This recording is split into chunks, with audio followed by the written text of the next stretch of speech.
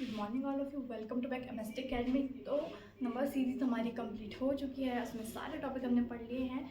अब हमारा जो सेकंड टॉपिक है वो है रियल नंबर, ठीक है। एंड इसमें हम जो भी स्केलर में हमारे पास यहाँ से मतलब स्केलर में पूछा जा सकता है रियल नंबर से सारी चीज़ें आपको डिटेल में बताएंगे एंड क्वेश्चंस भी कर रहे हैं, ठीक है। तो रियल नंबर में हम क्या क्या पढ़ने वाले हैं, रियल नंबर यानी कि वास्तविक संख्याएँ, इसमें हम क्या क्या पढ़ने वाले हैं। फर्स्ट तो हम यहाँ पे इसमें रेशनल इरेशनल पढ़ेंगे, यानी कि परिमेय संख्या अपरिमेय संख्या, ठीक है। रेशनल इरेशनल, परिमेय संख्या अपरिमेय संख्या। सेकंड हम यहाँ पे पढ़ेंगे एचसीएफ एलसीएम निकालना, यानी कि मासापा और लासापा निकालना, एचसीएफ और एलसीएम निकालना, ठीक है। और नेक्स्ट हम यहाँ पे पढ़ने वाले हैं प्राइम फैक्टर, यानी कि अभाज्य गुणनखंड, प्राइम फैक्टर अभाज्य गुणनखंड, ठीक है। इसके बाद हम पढ़ने वाले हैं सह अभाज्य, यानी कि को प्राइम नंबर्स, सह अभाज्य संख्या, को प्राइम नंबर, इनके बारे में हम पढ़ेंगे। एंड इसके बाद जो लास्ट हमारा इसमें इम्पॉर्टेंट वो है टर्मिनेटिंग नॉन टर्मिनेटिंग, यानी कि शांत और अशांत, टर्मिनेटिंग डेसिमल और नॉन टर्मिनेटिंग डेसिमल, ठीक है। यानी कि शांत दशमलव प्रसार और अशांत दशमलव प्रसार। और इसके बाद एक छोटा है हमारा नॉन टर्मिनेटिंग नॉन रिपीटिंग, ठीक है, इसको भी यहाँ पे पढ़ेंगे, ठीक है। तो स्टार्ट करते हैं सबसे पहले रियल नंबर से। रियल नंबर यानी कि जिसको बोला जाता है वास्तविक संख्याएं, ये होता क्या है, ठीक है। तो सबसे पहले अगर हम इसको समझें कि रियल नंबर होता क्या है, तो यहाँ पे हम बोल सकते हैं कि जो रेशनल नंबर होते हैं एंड जो इरेशनल नंबर होते हैं, ठीक है। फर्स्ट हमारा रेशनल नंबर, सेकंड हमारा इरेशनल नंबर। तो जो रियल नंबर होते हैं, हमारे, ये रेशनल और इरेशनल नंबर का यूनियन होते हैं। यानी कि जितने भी हमारे पास रेशनल नंबर है और जितने भी हमारे पास इरेशनल नंबर हैं, अगर हम टोटल नंबर को यहाँ पे क्या करते हैं एक साथ ले लें, तो वो हमारे रियल नंबर, कुल मिला के जो रियल नंबर होते हैं वो रेशनल और इरेशनल दो प्रकार के होते हैं, ऐसा समझ सकते हैं। एक परिमेय संख्या होती है, एक अपरिमेय संख्या होती है। अब देखो परिमेय संख्या में हमारे पास यानी कि रेशनल नंबर में हमारे पास बाकी सारे चीज़ें जैसे पूर्ण संख्या, पूर्णांक होगी, नेचुरल नंबर होगी, ये सारे आ जाते हैं, ठीक है। मैंने बोला नेचुरल नंबर हो गया, पूर्ण संख्या यानी कि होल नंबर हो गया, इंटीजर्स, पूर्णांक, ये सारे हमारे रेशनल में आते हैं, और जो बच गए, ठीक है, वो हमारे इरेशनल हो जाए। इतना तो हमारा क्लियर है कि जो हम, अगर आपको कोई पूछ लिया, जो क्वेश्चन आ जाए ऑप्शनल, जैसे बोल दिया जाए कि रियल नंबर्स क्या होते हैं और चार ऑप्शन दे दे कि प्राकृतिक संख्याएं, सभी प्राकृतिक संख्याएं, इस टाइप से सभी पूर्ण संख्याएं, और फिर एक दे देगा सभी परिमेय और अपरिमेय संख्याएं, ठीक है। तो इस टाइप से आपके पास जो वो वाला ऑप्शन होगा ना, तीसरा वाला, सभी परिमेय और अपरिमेय संख्या, वो करेक्ट हो जाएगा, ठीक है, ये यहाँ पे आ सकता है। तो सभी परिमेय और अपरिमेय संख्या क्या हो जाएगी, हमारी वास्तविक संख्याएं, यानी कि रियल नंबर हो जाएगा, ठीक है। इतना तो क्लियर है। अब हम समझेंगे रियल नंबर होते क्या हैं एंड रेशनल नंबर होते क्या हैं एंड इरेशनल नंबर क्या होते हैं, ठीक है। रेशनल नंबर क्या होते हैं और इरेशनल नंबर क्या होते हैं। तो देखो रेशनल नंबर, जिसको हम पी वाई की फॉर्म में लिख सकते हैं, एंड जो वहाँ पर क्यू है वो नहीं होना चाहिए जीरो के बराबर, वो जीरो नहीं होना चाहिए, ठीक है। ये तो हो गया हमारे रेशनल। अब यहाँ पे पी और क्यू क्या है, देखो पी और क्यू कोई से भी नंबर हो सकते हैं, लेकिन यहाँ पे कंडीशन क्या है कि जो आपका क्यू है, यानी कि जो आपका डिनोमिनेटर है, यानी कि जो आपका हर है, वो ज़ीरो नहीं होना चाहिए, ठीक है, वो ज़ीरो नहीं होना चाहिए। पी ज़ीरो हो जाए चलेगा, ठीक है। तो रेशनल नंबर यानी कि परिमेय संख्या वो वही संख्या होती है जिन्हें हम पी वाई की फॉर्म में लिख सकते हैं। फॉर एग्जाम्पल मैं यहाँ पे परिमेय संख्या के एग्जाम्पल लिख रही थी, मैंने लिखा 3/5, ये हमारी परिमेय संख्या हो गया। मैंने लिखा 1, परिमेय संख्या हो गया। मैंने लिखा यहाँ पे 4.27, ये भी हमारी परिमेय संख्या हो जाएगी, ठीक है। इस पर बाहर भी लगा सकते हैं आप इस टाइप से। और मैंने लिखा यहाँ पे -3/7, इस टाइप से बहुत सारे एग्जाम्पल हो सकते हैं। तो ये सारे हमारे जो ऊपर मैंने लिखे हैं परिमेय संख्या है, इन्हें हम पी वाई की फॉर्म में रिप्रेजेंट कर सकते हैं, बिल्कुल कर सकते हैं। देखो 1 को कैसे करोगे, कोई सी सिंगल डिजिट है, ठीक है, जैसे 1 है, तो हम क्या करेंगे, इसको वो फ्रैक्शन बनाने के लिए, भिन्न बनाने के लिए इसके अपॉन में, इसके अपॉन में इसके बट्टे में 1 लगा लेते हैं, फिर ये फ्रैक्शन बन जाएगी पी बाई क्यू की फॉर्म। इसको भी हम यहाँ पे पी बाई क्यू की फॉर्म में निकाल सकते हैं, लेकिन अभी हम टॉपिक में जब आगे बढ़ेंगे तब हम इस टाइप से नंबर्स को पी बाई क्यू की फॉर्म में कैसे लिखा जाता है ये आपको बताएंगे, ठीक है। तो वीडियो एंड तक जरूर देखें। इसके बाद इरेशनल नंबर क्या होते हैं? सिंपल रेशनल का अपोजिट इरेशनल, यानी कि जिन्हें हम पी बाई क्यू की फॉर्म में नहीं लिख सकते हैं, ठीक है। इसको हम पी बाई क्यू की फॉर्म में नहीं लिख सकते हैं इस टाइप से, ठीक है। तो वो रेशनल नंबर हो जाएंगे, जिन्हें पी बाई क्यू की फॉर्म में नहीं लिख सकते, वो रेशनल नंबर हो जाएंगे। इसके बहुत अच्छे अच्छे एग्जाम्पल हैं, जैसे कि पाई हो गया, ये एक इरेशनल नंबर होता है, ठीक है। भले इसकी जो वैल्यू होती है 22/7 आएगी, लेकिन अगर आप 7 का डिवाइड करोगे ना 22 में, फिर नॉन टर्मिनेटिंग नॉन रिपीटिंग आएगा, यानी कि ना डेसिमल कभी ख़त्म होगा ना ही कभी रिपीट होगा, ठीक है। तो अगर इस टाइप से भी डेसिमल आता है तो वो भी इरेशनल ही माना जाता है। इसके बाद एक नंबर हो गया जैसे 0.20, फिर 200, फिर 2000, फिर 2000 डॉट, इस टाइप से भी ये भी इरेशनल नंबर के एग्जाम्पल हो गए। और जितने भी रूट वाले नंबर होते हैं जिनका स्क्वायर रूट नहीं निकलता है, वो भी सारे हमारे इरेशनल नंबर होते हैं। जैसे √3 हो गया, √2 हो गया, √5 हो गया। कुल मिला के जो भी हमारे ऐसे प्राइम नंबर होते हैं ना, ठीक है, जैसे 2 हो गया, 3 हो गया, 5 हो गया, तो वो सारे नंबर हमारे इरेशनल हो जाएंगे अगर वो अंडर रूट में है तो, ओके।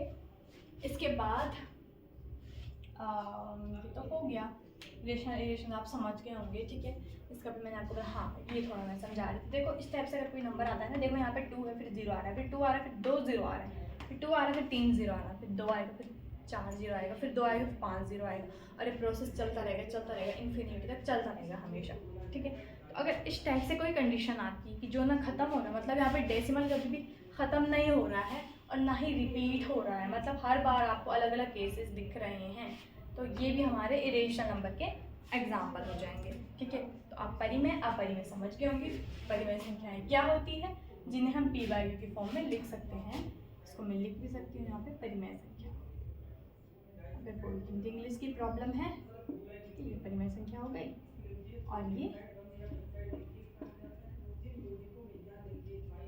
अपरिमेय संख्या हो गई, ठीक है। तो बेसिक है, आई थिंक आइडिया होगा आप लोग को इसके बारे में, चलो ठीक है। तो मतलब परिमेय संख्याएं क्या होती है जिन्हें पी बाई क्यू की फॉर्म में लिख सकते हैं, बट यहाँ पे कंडीशन है कि जो उसका डिनोमिनेटर है यानी कि क्यू है वो 0 नहीं, ठीक है।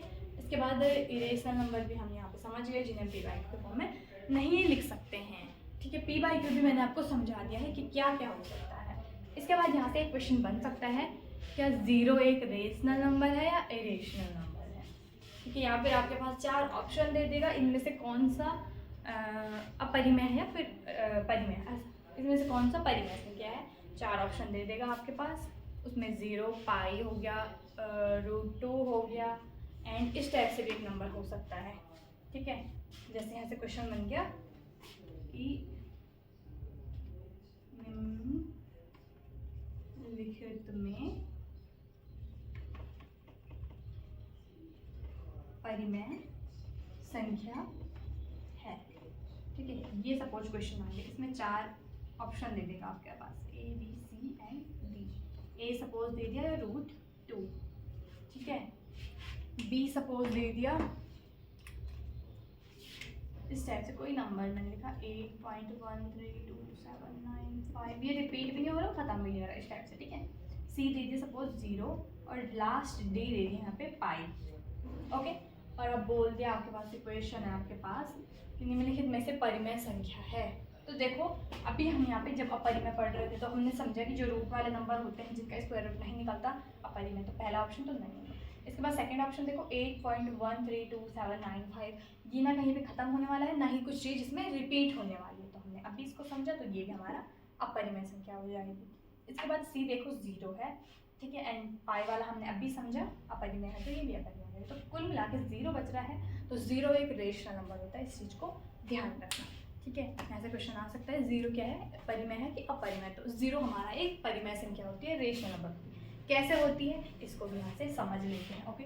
इन चीज़ों को आप नोट करते जाइए, वैसे वैसे अब मैं इसको रखती हूँ, ठीक है। सिंपल ये है चीज़ें आप समझने के लिए। अब देखो यहाँ से हमने बोला 0, देखो जो 0 है ना, इसको हम लिख सकते हैं 0/1, 0/2।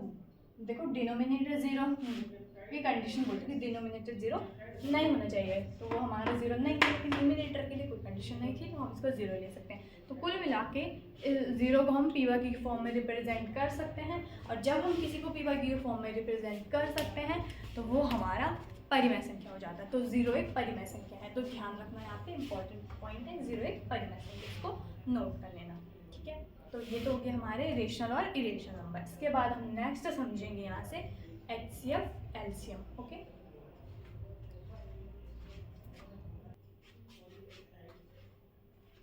इसके बाद नेक्स्ट हमारा यहाँ पे LCM HCF फाइंड करना, यानी कि लासापा और मासापा ज्ञात करना। अब देखो LCM HCF कैसे फाइंड किया जाता है, आपको आता होगा बहुत सारों को, ठीक है। नहीं भी आता है तो मतलब आपको आता होगा, लेकिन हम यहाँ पे थोड़ा सा अलग तरीके से सीखेंगे, ठीक है। नहीं भी आता होगा तो यहाँ पे उसको कंप्लीट क्लियर कर देंगे। अब देखो HCF एंड LCM यानी कि लासापा और मासापा, तो सबसे पहले हम यहाँ पे फाइंड करते हैं LCM, इसको यहाँ पे बोला जाता है लासापा, ठीक है। अब देखो LCM कैसे कैसे निकाला जाता है। सपोज मैंने यहाँ पे आपके पास 4 डिजिट दे दी, मैं बोलूँ आपको कि इसमें LCM निकालो। बेसिकली हम इसको निकालते हैं कुछ स्टेप से। मैंने यहाँ पे लिखा 6, 12, 24, 48। स्टेप्स हम यहाँ पे बॉक्स बनाते हैं, है कि नहीं है। फिर इसको 2 से चेक करते हैं, सबसे छोटे प्राइम नंबर से चेक करते हैं, सबसे छोटे अभाज्य संख्या से चेक करते हैं, और फिर बढ़ते क्रम में जाते हैं। हम बोलेंगे 2 3 6, फिर 6, फिर यहाँ पे 12 और यहाँ पे 24, फिर से 2 से जाएगा, फिर यहाँ पे से 3 लेंगे, फिर ऐसे ऐसे करके यहाँ पे पूरा कंप्लीट करने के बाद मतलब फिर सारे जो यहाँ पे प्राइम नंबर आए हैं उनका मल्टीप्लाई, सारे अभाज्य संख्याओं का गुणा करके फिर हमें एक संख्या मिलेगी, और वो हमारा क्या हो जाएगा, LCM हो जाएगा। लेकिन हमें ऐसे नहीं करना है, यहाँ पे ये वाली प्रोसेस आपको आती होगी। और एक अलग तरीके से किया जाता है कि सबका अलग अलग निकालो, इस टाइप से प्राइम फैक्टर सबका अलग अलग अभाज्य गुणनखंड निकालो, एंड उसके बाद अभाज्य गुणनखंड निकालने के बाद यहाँ पे इसकी लोएस्ट पावर ले लो, ठीक है। इस टाइप से किया जाता है, लेकिन हमें यहाँ पे ये ऐसे बिल्कुल भी नहीं करना है, ये टाइम वेस्ट हो जाएगा हमारा। देखो LCM और HCF हम यहाँ पे कैसे कैसे निकाल सकते हैं। हमारे पास यहाँ पे 4 डिजिट दे रखी है, ठीक है। LCM की बात की गई है, तो यहाँ पे ये कॉन्सेप्ट आपने ध्यान रखना है कि LCM पूछा गया है कि HCF पूछा गया है। यहाँ पे हमारे पास LCM पूछा गया है, तो देखो सबसे पहले हम यहाँ 4 डिजिट है ना, इसमें से सबसे बड़े डिजिट को देखेंगे, सबसे बड़े नंबर को देखेंगे सॉरी, ठीक है। तो सबसे बड़ा हमारा जो नंबर है वो है 48, सबसे बड़ी संख्या हमारी कौन सी है, 48 है। अब हमें यहाँ पे जो 48 है इसको हमने देख लिया है, सबसे बड़ा नंबर है। अब हम यहाँ पे देखेंगे क्या ये बाकी के जो इससे छोटे नंबर हैं उन सबसे डिविजिबल है, उन सबसे भाज्य है या नहीं है। कुल मिला के 6 का भाग 48 में जाता है कि नहीं जाता है, तो हम यहाँ पे चेक करेंगे। तो यहाँ पे 6 8 या 48, तो यहाँ पे 6 का डिवाइड तो जाता है 48 है। 12 को चेक करेंगे तो 12 4 जब 48, ये भी जा रहा है। 24 से चेक करेंगे तो 24 2 जब 48, तो बाकी जितने भी नंबर छूट रहे हैं ना सबका भाग जा रहा है 48 में। तो कुल मिला के जो यहाँ पे हमारा LCM है वो 48 हो जाएगा, और यही हमारे यहाँ पे LCM का आंसर हो जाएगा। फिर से समझा रहे एक बार, आपके पास जितनी भी यहाँ पे कॉन्सेप्ट जो जितने भी नंबर्स आपके पास दिए हुए होंगे, जितने भी संख्याएं आपके पास दी हुई होगी, ठीक है, तो उनमें आपको क्या करना है, सबसे फर्स्ट तो यहाँ पे चेक करना है कि सबसे बड़ा नंबर कौन सा है। सबसे बड़ा नंबर अगर आपको मिल गया है, सबसे बड़ा नंबर आपने देख लिया है, इसके बाद बाकी छोटे नंबर है ना उस नंबर से, ठीक है, जैसे 48 से छोटे सारे ही नंबर है 24 12 6, तो चेक करना है क्या ये इनका भाग अगर हम 48 में देते हैं तो कम्प्लीटली डिविजिबल है कि नहीं है, कुल मिला के पूरा भाग जा रहा है कि नहीं जा रहा है, ठीक है। तो ये कम्प्लीटली सब नंबर 48 से डिविजिबल हो रहे हैं, तो 48 ही हमारा LCM हो जाएगा। ये तुम्हारी फर्स्ट कंडीशन थी LCM फाइंड करने की। अब देखो थोड़ा सा डिफरेंट, इसको आप नोट कर लेना। इसके बाद सेकंड देखो, सेकंड क्वेश्चन देखो या फिर सेकंड एग्जांपल देखो। अगर हमारे पास कुछ क्वेश्चन आते हैं जैसे 15 हो गया, सॉरी 5 हो गया, 15 हो गया, और है एक 20 हो गया और एक 30। अब इस टाइप से आ गए हैं, चलो इसमें तो आप बता सकते हो आराम से। अब इस टाइप से थोड़ा डिफरेंट है, इसको आप कैसे बताओगे, ठीक है। तो देखो 5 15 20 और 30, यहाँ पे भी सबसे पहले हमें LCM ही फाइंड करना है, तो सबसे बड़ा नंबर देखेंगे 30 यहाँ पे सबसे बड़ा नंबर है, बाकी सब छोटे हैं। अब देखो 30 हमारा सबसे बड़ा नंबर है। अब हमें क्या करना है, बाकी 3 नंबर देखने हैं जितने भी छूटे हुए नंबर हैं, क्या ये पूरे पूरे डिविजिबल हो रहे हैं 30 से कि नहीं हो रहे। सॉरी, अगर 30 को डिविजिबल करेंगे तो यहाँ पे पूरा पूरा भाग जाएगा कि नहीं जाएगा, ये चेक करेंगे। तो 5 से चेक करेंगे तो 5 तो यहाँ पे 5 से तो 5 का भाग जब हम 30 में करेंगे तो पूरा पूरा जाएगा, तो 5 को तो कट ही कर दो सीधे सीधे। इसके बाद 15 को चेक करो, तो 15 टू जो 30 होता है, कुल मिला के 15 का भी डिवाइड जा रहा है, तो इसको भी कट कर दो। अब बचा 20 का डिवाइड 30 में नहीं जाता है। अब हमें क्या करना है, जो बड़ी संख्या है ना यानी कि 30 है, इसको एक ऐसा नंबर बनाना है जिससे कि वो 20 से भी भाज्य हो और इन सभी नंबर से भी भाज्य हो। तो अगर सपोज हम 30 में 2 का मल्टीप्लाई करते हैं तो 30 गुना 60, 60 एक ऐसा नंबर है जो 5 से भी डिविजिबल है, 15 से भी डिविजिबल है, 20 से भी डिविजिबल है। 30 से तो हो गया, 30 नहीं है तो 16 यहाँ पे एलसीएम हो जाएगा। तो एलसीएम यहाँ पे कितना हो जाएगा, 60 हो जाएगा। ओके, फिर से समझो, यहाँ पे एक बार हमारे पास 4 नंबर थे डिफरेंट टाइप के। हमने सबसे पहले बड़ा नंबर देखना है, यहाँ पे 30 यहाँ पे सबसे बड़ा नंबर है। अब जो बाकी के नंबर है चेक करना है क्या ये इससे डिविजिबल है कि नहीं, क्या इससे भाज्य हो रहे हैं कि नहीं हो रहे। तो 5 का भाग देंगे 30 में तो पूरा पूरा जाएगा, तो ये तो इससे भाज्य है। 15 का भाग देंगे 30 में तो यहाँ पे भी पूरा पूरा भाज्य है। अब 20 का भाग देते हैं हम 30 में तो यहाँ पे ये नहीं जाता है। तो हमें क्या करना है, 30 को एक ऐसा नंबर बनाना है जिससे कि 20 से भी भाज्य हो और बाकी नंबर से भी हो जाए भाज्य। तो अगर हम 30 में 2 का गुणा करते हैं तो यहाँ पे 60 बन जाएगा, 60 बन जाएगा, 60 बन जाएगा। तो यहाँ पे ये हमारा आंसर हो जाएगा कि तीनों नंबर से यहाँ पे डिविजिबल।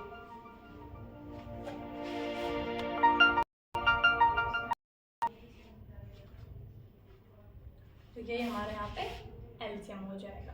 ठीक है, तो आप दोनों मेथड थे आपको अच्छे से समझ में आ होंगे। तो 2 टाइप हम अलग अलग एग्जाम्पल और समझते हैं। ठीक है, इनको आप कॉपी कर लीजिए।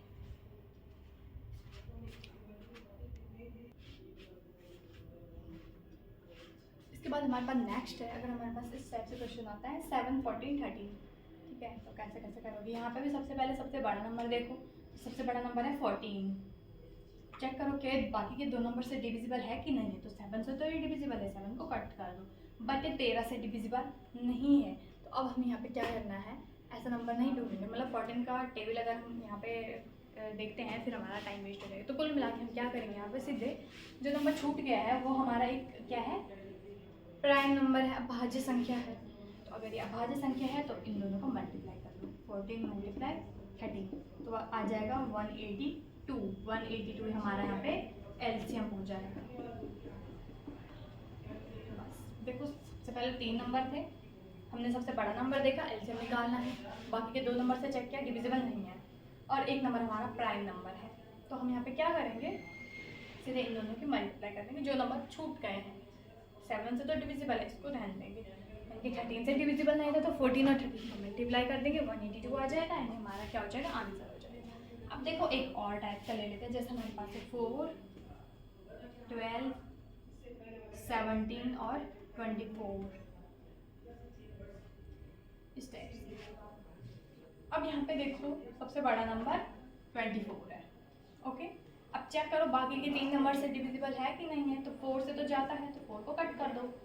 ओके, 12 से भी जाता है, 12 2 जा 24, इसको भी कट कर दो। बचा हमारा 17। अब देखो 17 से ये नहीं जाता है एंड हम क्या करेंगे, सीधे यहाँ पे मल्टीप्लाई कर देंगे। 24 और 17 की मल्टीप्लाई कर देंगे। ठीक है, तो इसको मल्टीप्लाई करके आएगा 408 और ये हमारा हो जाएगा एलसीएम। अगर आपके पास कोई ऐसा प्राइम नंबर आ जाता है ना, उनकी मल्टीप्लाई कर देनी चाहिए। तो 408 एक ऐसा नंबर है जो तीनों के ही डिविजिबल होगा। आप चाहे तो इसको चेक कर सकते हो। ठीक है, तो ये तो हो गया हमारा एलसीएम निकालने की सारी सारे मेथड। इसके बाद बड़े बड़े आ सकते हैं तो आप उनको भी प्रैक्टिस करके और परफेक्ट बना सकते हो। इसके बाद हम यहाँ पे नेक्स्ट सीखेंगे एचसीएफ फाइंड करना। तो फटाफट स्क्रीनशॉट ले लो।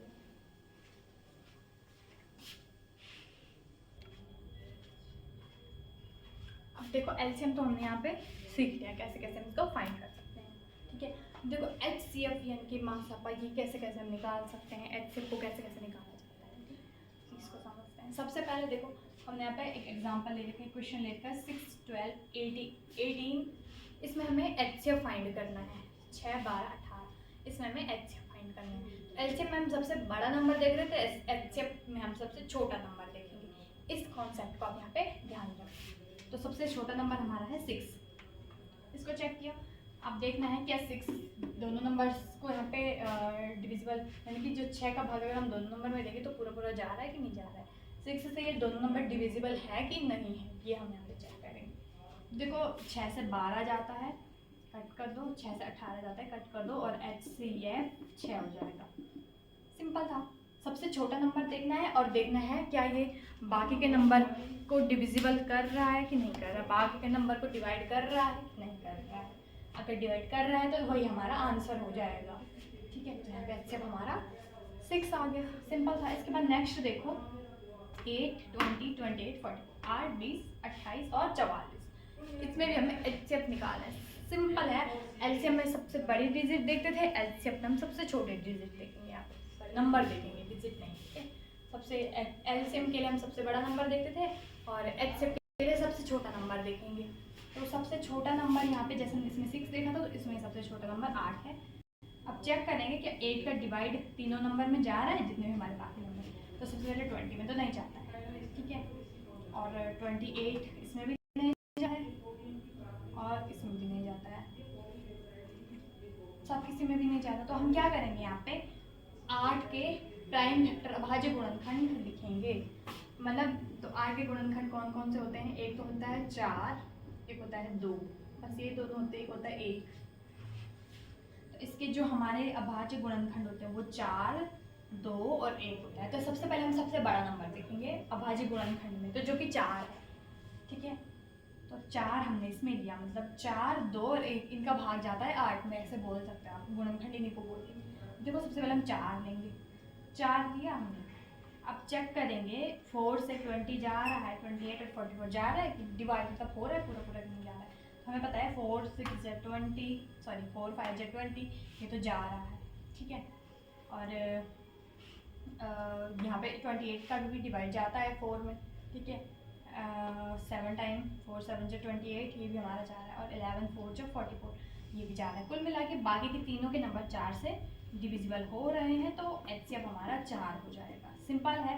सबसे पहले सबसे छोटा नंबर देखा, अगर ये तीनों को डिविजिबल नहीं कर रहा है, या फिर किसी भी नंबर को डिविजिबल, अगर एक नंबर भी ये छूट रहा है उसको डिविजिबल नहीं कर रहा, तो हम यहाँ पे क्या करेंगे, इसके गुणनखंड निकालेंगे, गुणनखंड चेक करेंगे। तो जो कि 4 और 2 और 1 होता है, इन गुणनखंड में सबसे पहले सबसे बड़ा गुणनखंड देखेंगे जो कि 4 है। 4 से चेक करेंगे क्या ये चारों भाज्य हैं कि नहीं है, तो चारों भाज्य हैं 4 से, तो HCF हमारा 4 हो जाएगा। सिंपल था। तो इस टाइप से हम निकालते हैं HCF। इसके बाद एक दो टाइप और समझते हैं, आप स्क्रीनशॉट ले लो।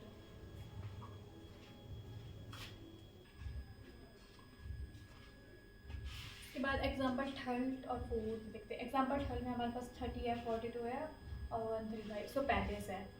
इसको कैसे निकालेंगे, सबसे पहले हम 30 से चेक करेंगे। तो हमें पता है सबसे छोटा नंबर देखा 30, दोनों ही को ही डिवाइड नहीं करता है। इसके हम अभाज्य गुणनखंड निकालेंगे। तो 30 के अभाज्य गुणनखंड कौन कौन से होते हैं, यहाँ पर मैं साइड में लिख दे रही हूँ। 30 के अभाज्य गुणनखंड होते हैं, सबसे पहले तो 15 होता है, 15 होता है, 12 नहीं होता है, फिर 10 होता है, फिर 6 भी होता है, 8 भी नहीं होता, फिर 3 भी होता है, 2 भी होता है और 1 भी होता है। ये सारे से अभाज्य गुणनखंड होते हैं 30 के। 15, 10, 6, 3, 2, 1, ये अभाज्य गुणनखंड होते हैं। इसमें सबसे पहले सबसे बड़ा देखेंगे, यानी कि 15 देखेंगे। तो देखो 15 से 42 नहीं जाता है, 10 देखेंगे तो 10 से भी नहीं जाते हैं। 6 से चेक करते हैं, तो 6 से 42 जा रहा है, बट 135 नहीं डिवाइड होगा, 6 से भी नहीं जाएगा। अब बचा 3 से चेक करते हैं, तो 3 से 42 भी जा रहा है और 3 से 135 भी जा रहा है। कुल मिला के जो HCF है वो कितना हो जाएगा, 3 हो जाएगा। हमने सारे गुणनखंडों को चेक किया, 15 से चेक किया, तो इससे भी भाज्य नहीं होता है। ये 42 भी नहीं होता है, इससे भी नहीं होता है, 10 से दोनों ही नहीं होते। 6 से 1 हो रहा है, बट ये नहीं हो रहा है, ऐसे भी नहीं ले सकते हम। 3 से चेक किया, तो 3 से तीनों ही यहाँ पे ये डिविजिबल हैं, तो HCF 3 हो जाएगा। सिंपल है। उसके बाद नेक्स्ट देखते हैं 24, 60, 24, 60, 84 और 108, 108 के 24, 60, 84 और 108, इसको चेक करेंगे। तो देखो 24 से यहाँ पे 60 भी नहीं हो रहा है, 84 भी नहीं हो रहा है और 180 ये भी नहीं हो रहा है। तो यहाँ पे हम क्या करेंगे, 24 के भी गुणनखंड निकालेंगे, अभाज्य गुणनखंड निकालेंगे। तो 24 के कौन कौन से होते हैं, एक होता है 12, एक होता है 6, 8 भी होता है, 8 भी होता है, 6 भी होता है, 4 भी होता है, 2 भी होता है, 1 भी होता है। तो ये सारे होते हैं 24 के अभाज्य गुणनखंड। अब इनमें से 12 से चेक करते हैं सबसे पहले। तो 24 जाता है, 12 6 5 जा 60 होता है, 7 जा 84 होता है, 9 जा 108 होता है। तो कुल मिला के HCF यहाँ पे हमें मिल गया है जो कि 12 है। सिंपल था यहाँ पे ये सारी चीज़ें, ठीक है, और आप अच्छे से समझ भी गए होंगे। इसके बाद आप इनकी प्रैक्टिस करना। लास्ट में जब चैप्टर खत्म हो जाएगा तो मैं आपको एक्स्ट्रा क्वेश्चन कराऊंगी थोड़ा बड़े बड़े से रिलेटेड, और कोई भी कॉन्सेप्ट अगर इसमें छूट गया होगा ना तो मैं आपको ज़रूर उसको लास्ट जब हम यहाँ पे टॉपिक ख़त्म करेंगे। वैसे इसमें आप कमी टॉपिक ही, अब हमारा नेक्स्ट इसमें है प्राइम फैक्टर फाइंड करना, ठीक है। तो उसको भी हम यहाँ पे समझ लेते हैं, प्राइम फैक्टर कैसे कैसे फाइंड किया जाता है, क्योंकि अभी तक तो हमने यहाँ पे शॉर्टकट मेथड सीखा इन फैक्टर निकालने, यानी कि एलसीएम एचसीएफ आपको आते ही होंगे निकालने। अब देखो प्राइम फैक्टर भी सिमिलर ही है और जल्दी आप समझ जाओगे। इसको भी सीख लेते हैं फटाफट से, इसका स्क्रीनशॉट ले लो।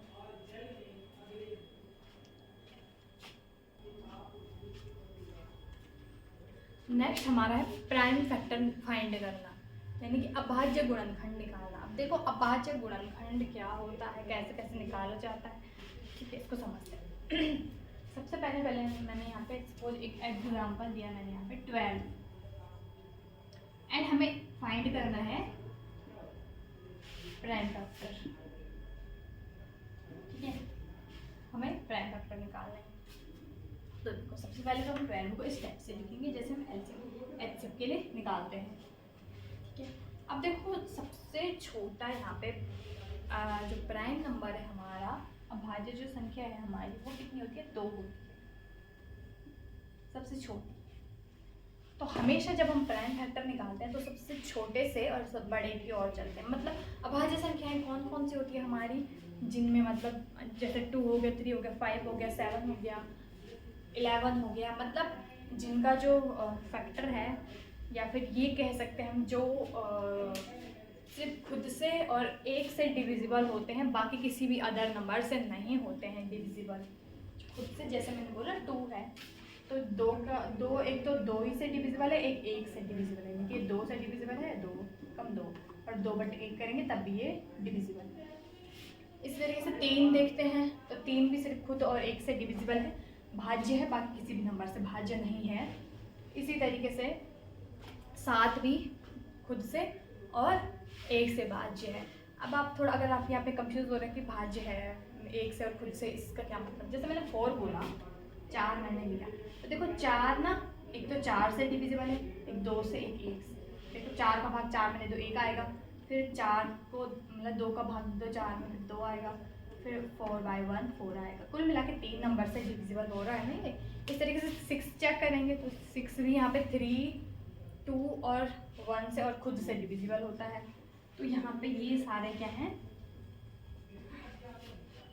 कंपोजिट नंबर है, ठीक है। लेकिन यहाँ पे प्राइम नंबर क्या होता है, अभाज्य संख्या क्या होती है, जो सिर्फ खुद से और 1 से भाज्य होता है, बाकी किसी भी नंबर से नहीं होता है। तो जब हम प्राइम फैक्टर निकालते हैं तो हम इन्हीं नंबर्स को लेते हैं, बाकी हम कंपोजिट नंबर को नहीं लेते हैं, या फिर ऐसे नंबर को नहीं लेते हैं जो 2 या 2 से ज़्यादा नंबर से भाज्य हो।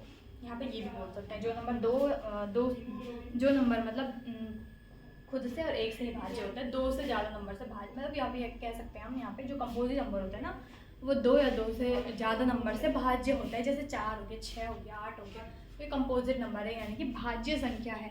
लेकिन इसी का जस्ट अपोजिट अभाज्य संख्या जो खुद से और 1 से भाज्य होती है, समझ गए होंगे आप। अब देखो सबसे छोटा भाज्य नंबर है 200। सबसे पहले हम कोई भी नंबर है प्राइम फैक्टर निकालने के लिए, यहाँ पे अभाज्य गुणनखंड निकालने के लिए जो हमें नंबर दिया हुआ होगा ना, सबसे पहले हम 2 से ही चेक करेंगे क्या ये 2 से भाज्य है कि नहीं। तो 12 है जाता है 2 से भाज्य, तो यहाँ पे 6 आ जाएगा। अब फिर से 2 से करेंगे चेक, तो यहाँ पे भी ये जा रहा है 3।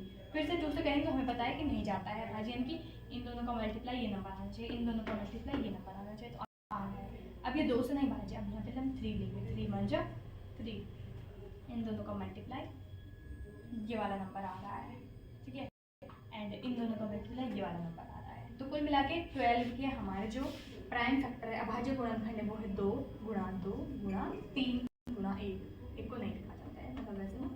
फिर 2 की पावर 2 मल्टीप्लाई 3 की पावर 1, ये आ गए हमारे 12 के अभाज्य गुणनखंड। सबसे पहले 2 से चेक करेंगे, 3 से चेक करेंगे, फिर 5 से, फिर 7 से, फिर 11 से। इस टाइप से हम इसको चेक करते हैं, इस टाइप से हम अभाज्य गुणनखंड निकालते हैं।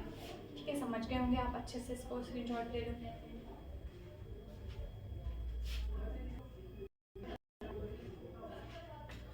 इसके बाद यहाँ पे एक लास्ट एग्जांपल समझते हैं, इसके बाद बाकी सारे नेक्स्ट वीडियो में समझेंगे। जैसे मैंने बोला 140, इसके आपको निकालना है प्राइम फैक्टर।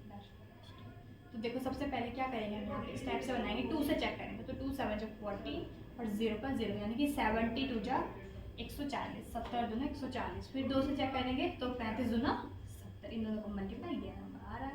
अब देखो 35 से 2 से तो भाज्य नहीं होगा, 3 से चेक करते हैं, 3 से भी नहीं जाएगा। अब 5 से करेंगे डायरेक्ट, तो 5 7 35, फिर 7 से चेक करेंगे 7। और ये भी ध्यान रखना, ऐसा नहीं कि आपका पहले यहाँ पे 7 आ रहा है फिर नीचे 5 आ रहा है, ऐसा भी नहीं लेंगे। एकदम सीरीज में होनी चाहिए कि 2 के बाद 3, फिर 3 के बाद 5, फिर 5 के बाद 7, यही नंबर आने चाहिए। ठीक है, ऐसा नहीं कि मतलब हाँ जैसे 3 से यहाँ पे डिविजिबल नहीं था तो उसको छोड़ सकते हैं, उसको कैसे लेंगे जब है ही नहीं डिविजल। लेकिन यहाँ पे ऐसा नहीं होना चाहिए कि पहले 5 आ रहा है फिर 7 आ रहा है। तो ये हमारे प्राइम फैक्टर आ गए 140 के, यहाँ पे प्राइम फैक्टर आ गए भाई हमारे 2 मल्टीप्लाई में 2 मल्टीप्लाई में 5 मल्टीप्लाई में 7। और इसको हम लिख सकते हैं अभाज्य गुणनखंड को 2 की घात 2 गुणा 5 की घात 1 गुणा 7 की घात 1, इस टाइप से हमारे आएंगे। फटाफट से इसको स्क्रीनशॉट ले लो।